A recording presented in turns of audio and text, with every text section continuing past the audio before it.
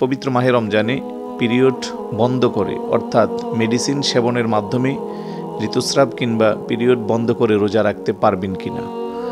প্রথমত আপনাদের এই প্রশ্নের উত্তরে আমি বলবো কোনো প্রয়োজন নাই, যেহেতু আল্লাহ সুবহানাহু ওয়া তাআলার পক্ষ থেকে একটা স্পেশাল নিয়ামত প্রতি মাসে আমাদের মা বোনরা অসুস্থতার নিয়ামত বুক করবে, এটা ন্যাচারালি। এখানে আপনি মেডিসিন সেবন করে বন্ধ রেখে রোজা রাখার কোনো প্রয়োজন নাই, যেহেতু মেডিসিন সেবনটা আপনার স্বাস্থ্যের জন্য ক্ষতিকর বিষয় হতে পারে।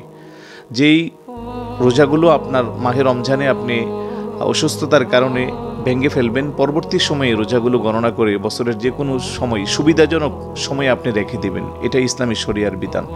তারপরেও যদি কেউ মেডিসিন সেবনের মাধ্যমে পিরিয়ড বন্ধ রেখে রোজা রাখতে চান তাহলে রাখতে পারবেন, সমস্যা নেই। আরেকটা বিষয় হলো, রোজা চলা অবস্থায় হঠাৎ করে যদি ঋতুস্রাব শুরু হয়ে যায়, ওই অবস্থায় কি করবেন? সেই ক্ষেত্রে আপনাকে দুইটা পথ অবলম্বন করতে হবে। প্রথমত, যখনই আপনার পিরিয়ড শুরু হয়ে গেল আপনি তখনই কিছু খেয়ে ফেললেন এবং ওই দিনের রোজাটা থেকে পরবর্তী যতদিন আপনি অসুস্থ থাকবেন, সুস্থ হওয়ার পূর্ব পর্যন্ত ওই সময়ের রোজাগুলো গণনা করে আপনি রোজা রেখে দিবেন।